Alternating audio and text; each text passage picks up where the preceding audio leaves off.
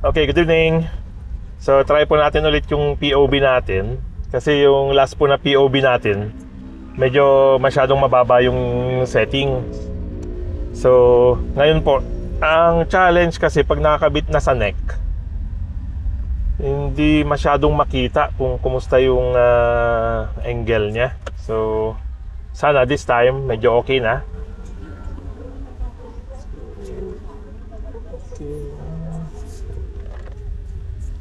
Okay, so mamaya dahan-dahan natin silipin kung kumusta yung kanyang sight. Okay? So,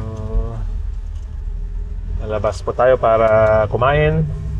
And then, kung may kailangan pang biling mga supplies, then bilhin na rin po.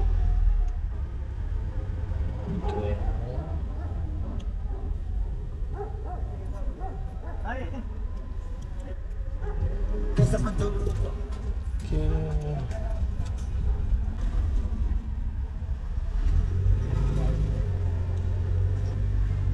Okay. Chinchai is here. Okay. So ngayon po hindi ko masyadong makita kung kumusta yung sight niya, pero so far sa tingin ko okay naman po.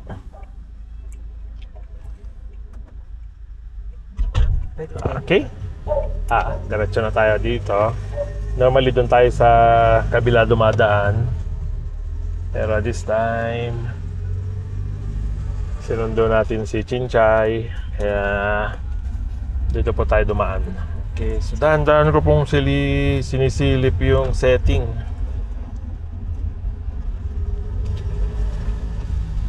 Ang gamit po pala natin is Insta360 Ace Pro. Ito po yung first na generation. May sinasabi silang blue, ano nga yan? Blue mode? Lunar eclipse. Eclipse, okay. And naka night mode po tayo. May kwan po kasi ito, meron siyang mode na panggabi. And medyo comparing sa other action cam, impressive po yung night mode niya. Kalimutan ko lang yung term.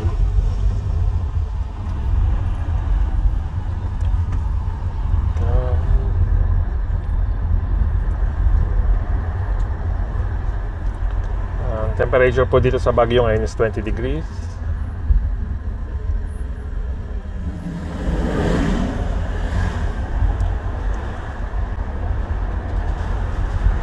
Lucky hindi maulan ngayon.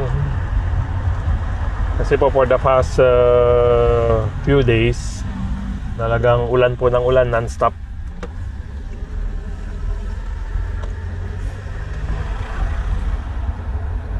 So mag-try tayo ng dalawang POV, pababa tayo rito, then later magsiset tayo ulit ng isa sa highway para baguhin naman yung existing na setting natin ngayon.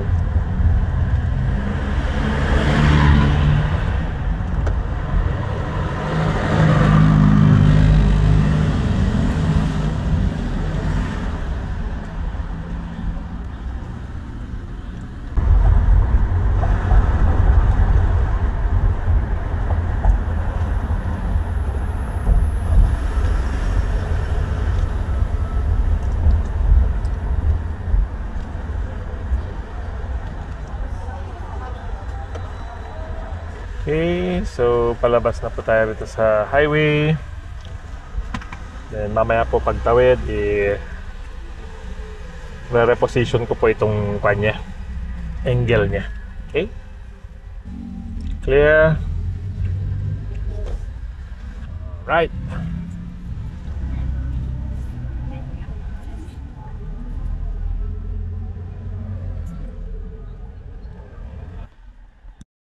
Okay, so ito na po yung second setting natin. Itinaas natin ng konti. So sana mas maganda itong setting. Kaso pag binalik po natin later or sa next time na gagamitin natin ulit, hindi na naman po natin masyadong makita. So ang ginawa ko po kanina, nakisuyo ako sa passenger natin sa likod na silipin. So pag mag-isa natin, medyo yun po ang hirap, pero at least may makakatulong yung kasama natin sa likod kung sakali.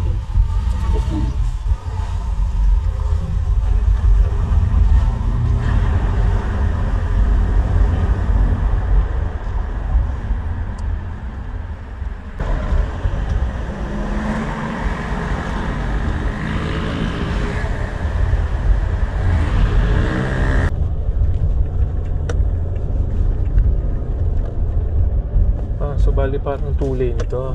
So lane pala natin to.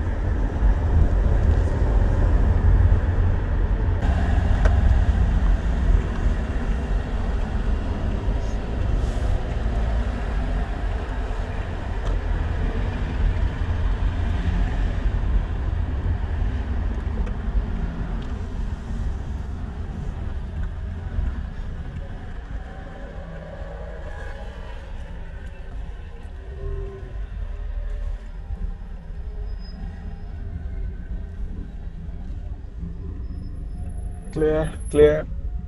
Okay.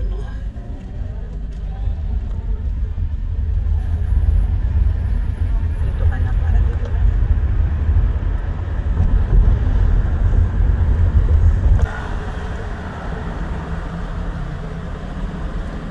Pag nandito po kayo sa GovPack, umiwas po kayong pumunta rito sa kanan unless pupunta po sa parking dito sa SM. Otherwise, punta po kayo sa kaliwa kasi mahaba po normally ang pila dito. From doon sa pinakalikod, kasi papunta po lahat yun sa parking. Okay. So ngayon po dahil 7:38 na, ayan. Dami pa rin. Let's see.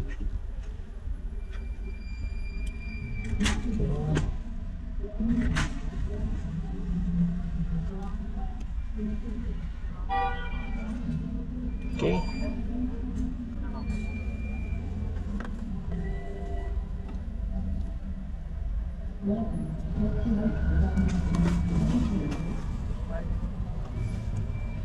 Your ticket. Thank you.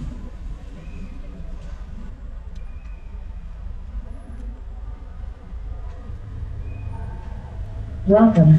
Press the button and wait for your ticket. Get ticket. Thank you.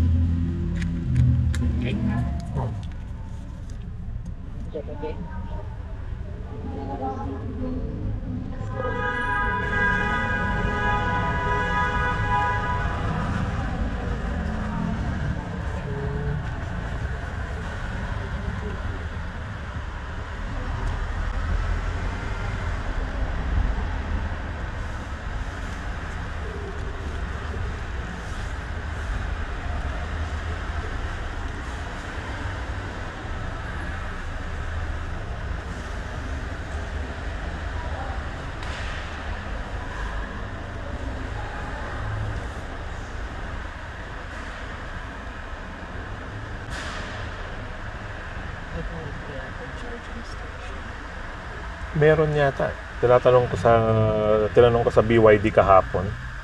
Ibang charging stations, iba daw ang rate.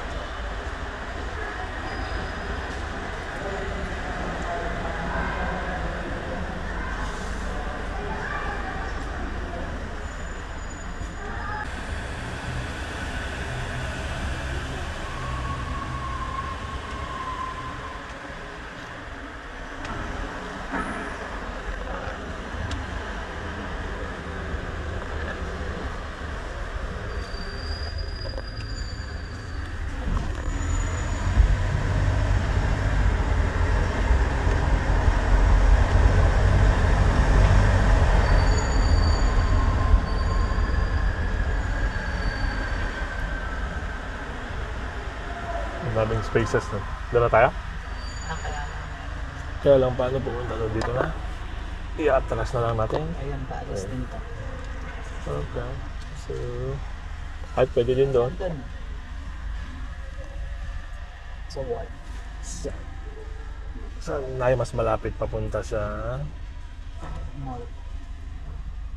mall? Okay. Yan. Okay.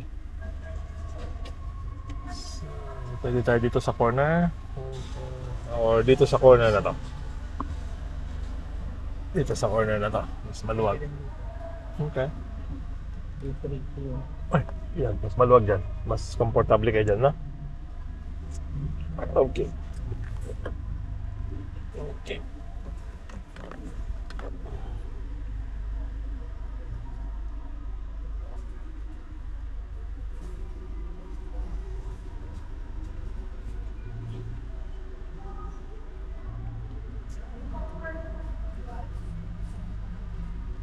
Sabi nakapark ka dito, kung dumiretso. Biniro mo lang. Guys, wala ba tayong hindi napansin sa itaas? Sandali lang at silipin na lang po natin para sigurado. Hindi ko actually napansin. Okay. Okay. Alala niyo po yung incident natin na hindi natin napansin yung ibabaw. Aha. So ito po, parang medyo tama. Buti na lang bumaba po tayo ulit. Malapit po ito. May mga tumama po. Okay. So ito lang po ang ingatan natin dito sa Baguio. So i-atras ko na lang konti pa. Or magpa-guide tayo para makita natin kung sasabit po info. Bing, pakita nga sa taas kung kan tayo. Hanggang pa-check lang hanggang saan yung kaya. Medyo mababa.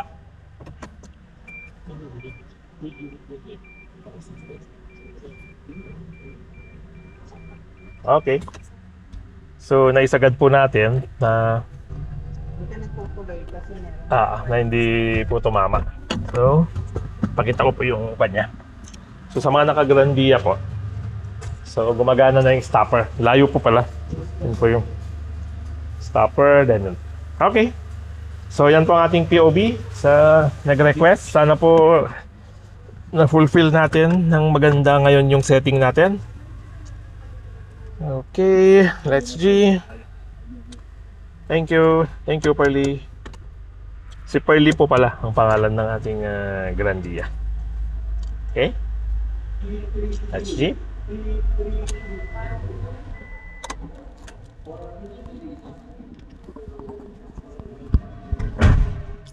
po.